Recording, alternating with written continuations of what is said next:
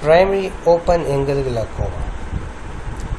It is a chronic progressive optic neuropathy of adult onset in which there is retinal nerve fiber layer thinning associated with glaucomatous optic nerve damage and characteristic visual field loss.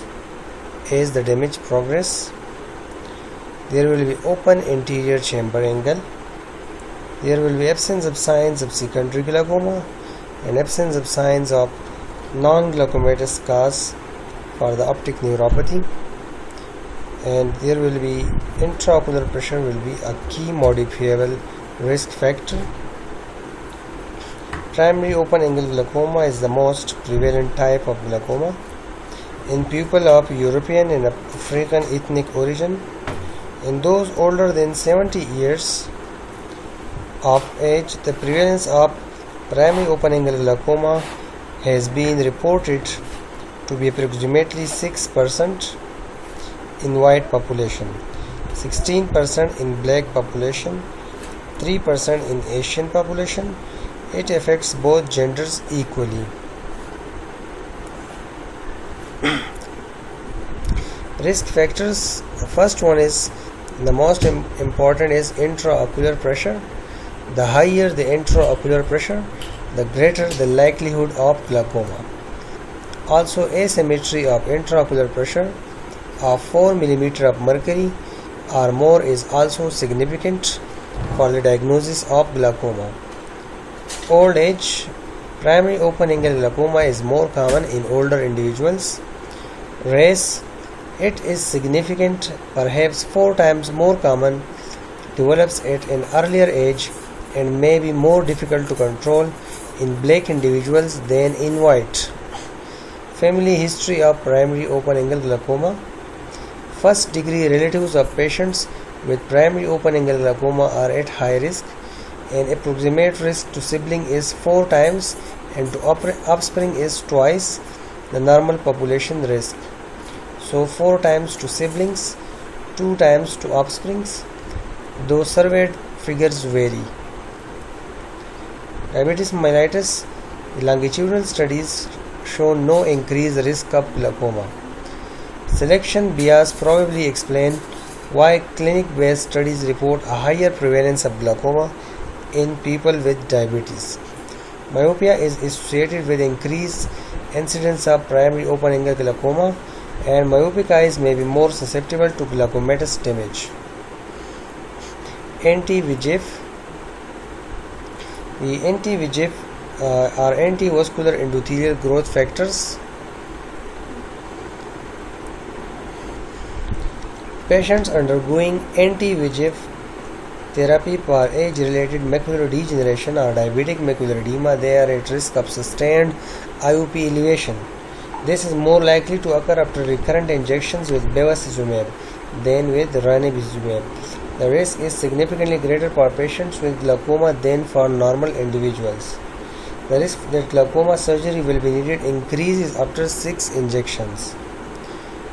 Contraceptive pill. Research suggests that long-term use of these may increase the risk of glaucoma, perhaps by blocking a protective estrogen effect.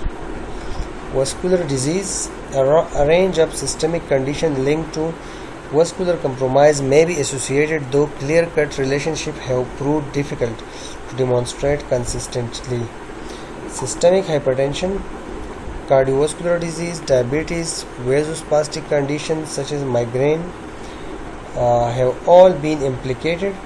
Poor ocular perfusion may be a risk factor for glaucoma progression. Translaminar pressure gradient. Studies suggest that a difference in the levels of intraocular pressure and orbital cerebrospinal fluid pressure may increase the likelihood of development and progression of glaucoma damage, perhaps due to associated deformation of the lamina cribrosa. Optic disc area. Large discs are more vulnerable to damage. Ocular perfusion pressure is the difference between the arterial blood pressure and the intraocular pressure and has been shown in population studies to be linked to increased risk for development and progression of glaucoma. Genetics. Primary open-angle glaucoma has been associated with at least 20 loci in the human genome, but mutation in only the MYOC gene coding for the protein myocilin that is found in the trabecular meshwork and the OPTN gene which codes for optineurin are broadly accepted as causing glaucoma. A number of different mutations have been described in the MYOC gene, though the normal function of myocilin and its role in glaucoma is yet undetermined. If a single family member develops glaucoma prior to age of 35 years, the chance of mutation in the myocilin gene may be as high as 33%.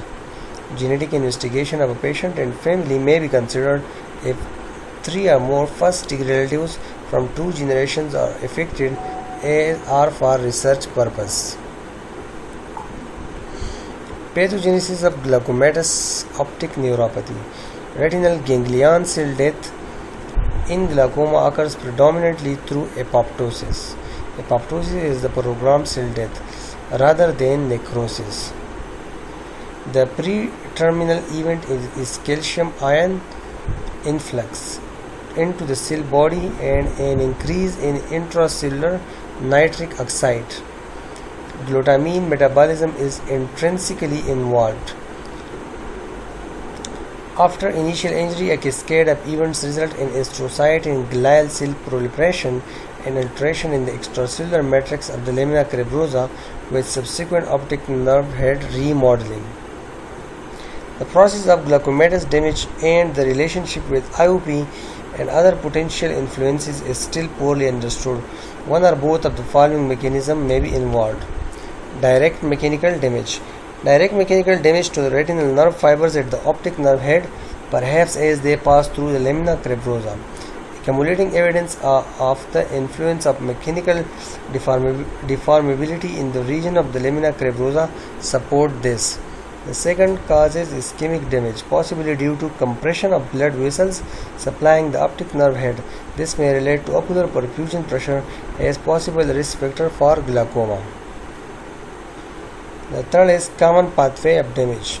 Both mechanisms might lead to a reduction in exoplasmic flow, interference with the delivery of nutrients, and removal of metabolic products, so deprivation of neuronal growth factors, oxidative injury, and initiation of immune-mediated damage. Screening.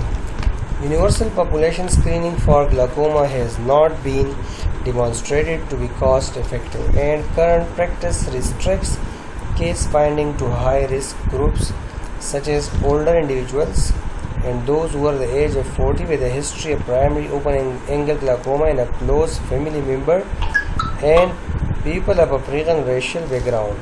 In these groups, screening tends to be performed sporadically via routes such as commercial optometric eye examination, which may lead to relative exclusion of underprivileged economic groups.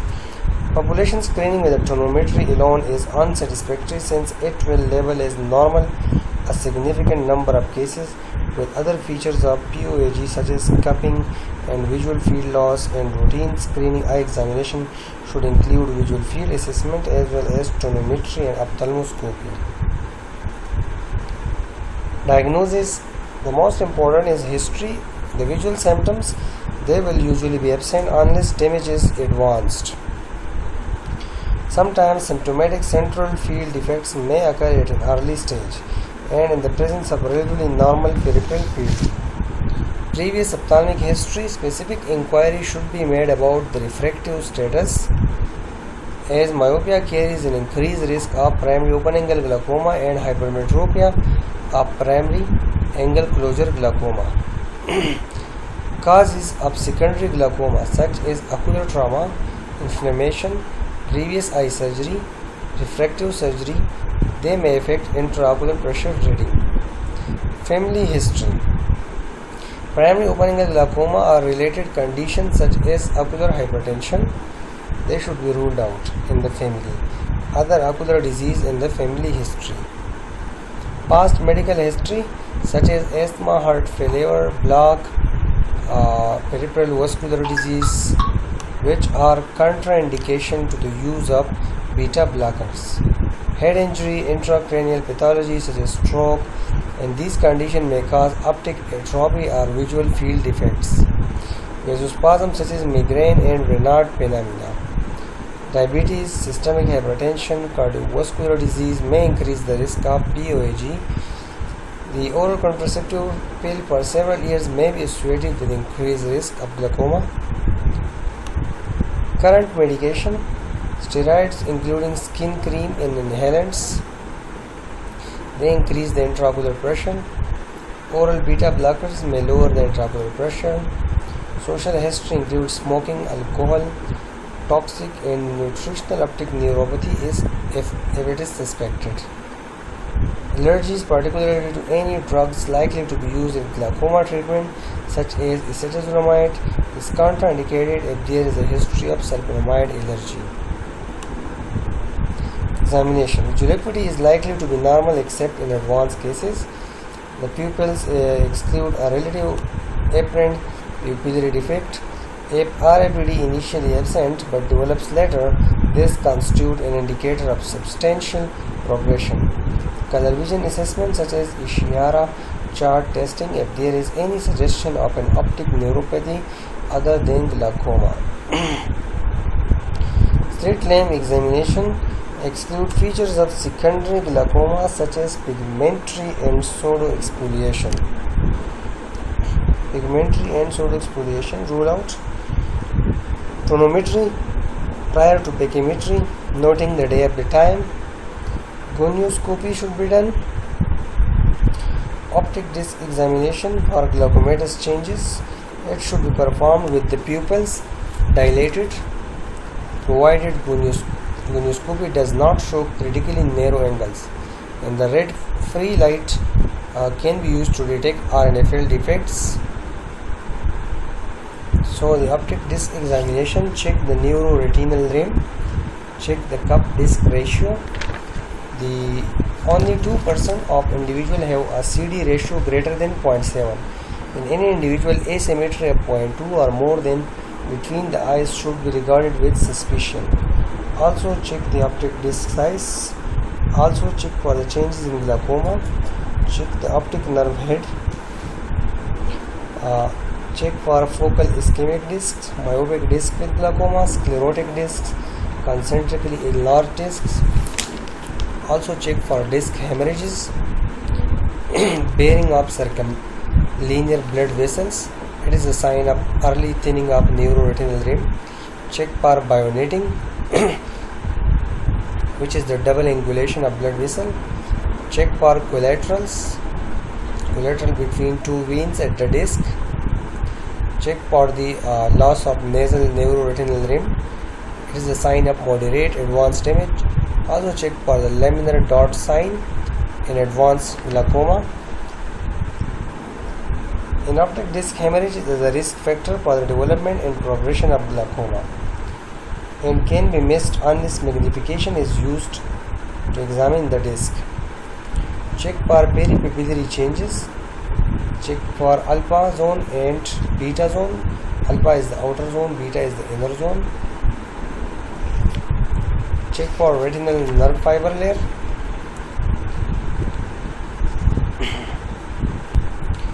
Investigations in glaucoma.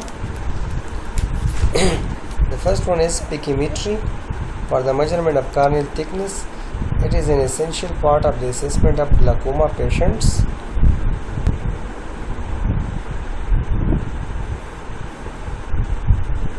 Stereodisc photography. Stereophotography has historically been regarded as the reference standard in optic disc imaging and remains a valuable option. The images are taken by repositioning slightly between shots, either manually or using a stereo separator built into the camera. Visual field defects. Nerve damage in glaucoma is believed to be inflicted at the optic nerve head, and the resultant visual field defects corresponds to the pattern of fibers in the retinal area served. Standard automated perimetry (SAP) is relatively insensitive in the early stages of the pattern. The early changes include increased variability of responses in areas that subsequently develop defects and slight asymmetry between the two eyes. Special modalities such as frequency doubling technology and short wavelength automatic perimetry may demonstrate defects at an earlier stage. Small paracentral depressions can form at relatively early stage. Upon superinasally, they are more commonly seen in normal tension glaucoma. These are small paracentral defects. Nasal step represents a difference in sensitivity above and below the horizontal midline in the nasal field. The defect is bounded by horizontal midline corresponding to the retinal nerve fiber layer horizontal rapi. Inferior optic disc and OCT changes with a corresponding superior nasal step. So this figure shows nasal step. The defect is bounded by the horizontal midline and its pairs correspond to the retinal nerve fiber layer horizontal rapi. Next is temporal wedge. It is less common than nasal step but has similar indications. Then there are arcuate defects. They develop as a result of coalescence of the paracentral scotomas. They typically develop between 10 degree and 20 degree of fixation. There is downward or upward extension from the blind spot around fixation. The figure C shows established superior arcuate defect. With time, they tend to elongate circumferentially along the distribution of arcuate nerve.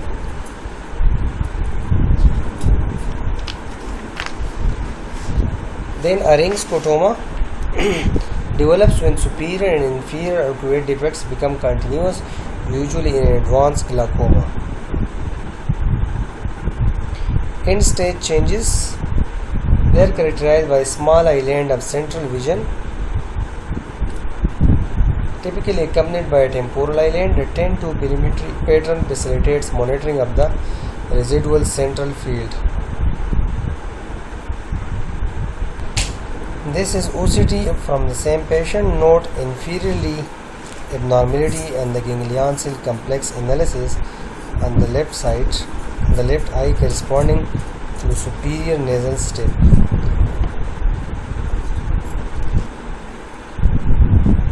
Management. The primary aim of treatment is to prevent functional impairment of vision within the patient lifetime by slowing the rate of ganglion cell loss. Currently, the only proven method of achieving this is to reduce the intraocular pressure. Both higher mean intraocular pressure and substantial variation in an IOP are predictive of progressive visual field loss in patients with glaucoma, whether newly diagnosed or advanced. The first important thing is patient instruction. An explanation should be offered concerning the nature of the disease and the relevant literature provided. The timing of medication use should be specified, and the patient educated in the technique of eye drop instillation. At follow-up visits, the patient proficiency of instilling drops should be checked in order to maximize drug contact time with the anterior segment and to minimize systemic absorption. The patient should be instructed either to perform lacrimal sac occlusion by applying fingertip pressure at the medial canthus or to close the eyes for about 3 minutes after instillation. Common or severe potential adverse effects should be explained at the commencement of treatment and their occurrence inquired about at review visits. Treatment goals. The first one is target pressure. It is assumed that the pre-treatment level of IOP has damaged the optic nerve and will continue to do so. An IOP level is identified below which further damage is considered unlikely, which is known as the target pressure. This is identified This is identified considering the severity of existing damage, particularly a greater vertical CD ratio, a higher mean deviation on visual fields, the level of intraocular pressure, central corneal thickness, the rapidity with which damage occurred, if known, and the age and general health of the patient. Greater age is associated with a higher likelihood of rapid progression. Greater age.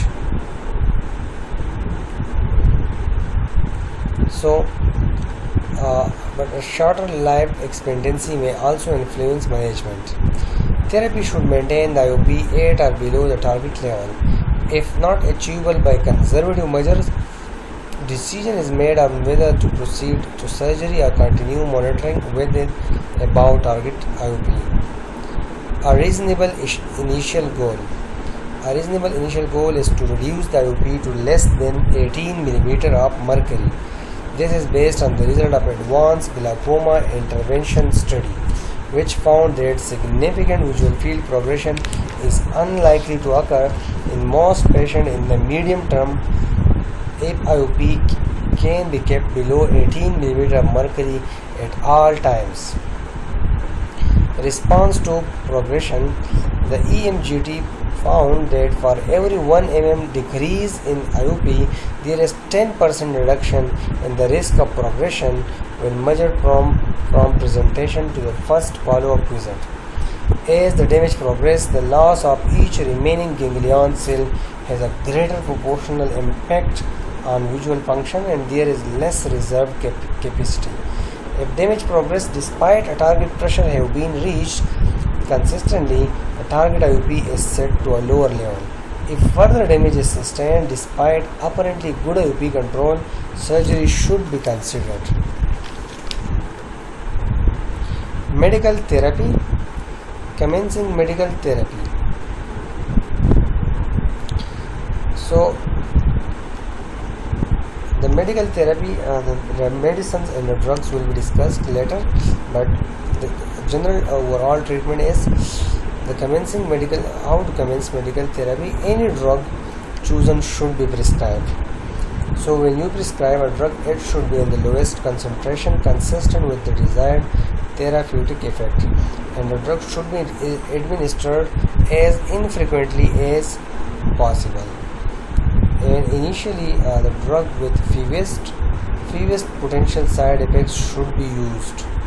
And initially, treatment is usually with one type of medication, typically a prostaglandin analog or beta blocker.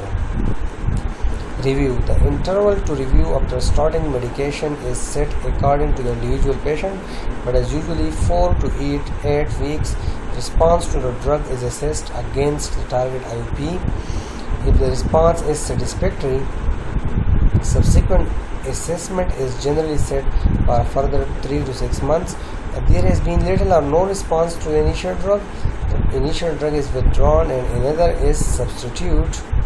If there has been apparently incomplete response, another drug may be added or a fixed combination substituted. When two separate drugs are used, the patient should be instructed to wait 5 minutes before instilling the second drug to prevent washout of the first. Sometimes it may be worthwhile to allow a further month or two of treatment before altering a regimen, as response may improve later over time. Inadequate drop installation technique should be considered as a cause of unsatisfactory IOP response. Poor adherence should always be borne in mind if progression occurs despite excellent IOP reading at review assessment. When drops are administered in the morning, it is good practice to always ask whether a day's dose has been used prior to attendance. Perimetry. If IOP control is good and glaucomatous damage is mild or moderate with no substantial threat to central vision, perimetry every 6 to 12 months is generally sufficient. Gonioscopy should be performed annually in most patients because the anterior chamber angle tend to narrow with age. Optic disc examination should be performed at each visit as the disc hemorrhage may indicate ongoing damage. A new hemorrhage should be recorded pictorially, optimally by photography. Cause of treatment failure. Inappropriate target pressure if the IOP is maintained in the upper part of the statistically normal range, progressive field loss is relatively common. Poor adherence to the therapeutic regimen occurs in at least 25% of patients. Wide fluctuations in IOP are not uncommon in patients treated medically and are associated with a tendency to progression. Patient may deteriorate despite apparently good IOP control. Causes include occult adherence failure, undetected diurnal variation, possibly other mechanisms not readily detectable clinically, such as impaired optic disc nerve perfusion. The possibility of an alternative pathology, particularly compressive lesion, should always be considered in these circumstances. Laser trabeculoplasty. Selective laser trabeculoplasty is often effective as medical monotherapy has been gaining in popularity as a first-line treatment. Surgery. Trabeculectomy is the surgical procedure most commonly performed for POAG. In recent years, the threshold for glaucoma drainage device implantation has been lowered by many surgeons. Non-penetrating surgery such as deep sclerectomy, viscocanalostomy is utilized extensively in POAG by some specialists. The role of microinvasive glaucoma surgery is being investigated, but there are no long-term results available. PECO alone is frequently associated with 15% fall in IOP, but is generally only offered to patients in whom significant lens opacity is present. It can be combined with a filtration procedure. Progressive damage is more likely to be slowed after surgery, probably because the resultant IOP is often significantly lower than the preoperative level and is less likely to fluctuate because adherence is no longer a factor. Prognosis. Most patients with POAG will not go blind in their lifetime, but the incidence of blindness varies considerably depending on the multiple factors such as presence of advanced damage and diagnosis, non-compliance with treatment. In a wide population with POAG, the lifetime chance of blindness in both eyes has historically been 5 to 10%. Given the long-term nature of progression in glaucoma, the prognosis appears to have significantly improved with new treatment strategies. The average period from diagnosis to death has been estimated in around 16 years, and only one-third will still be alive 20 years after diagnosis. Thank you so much.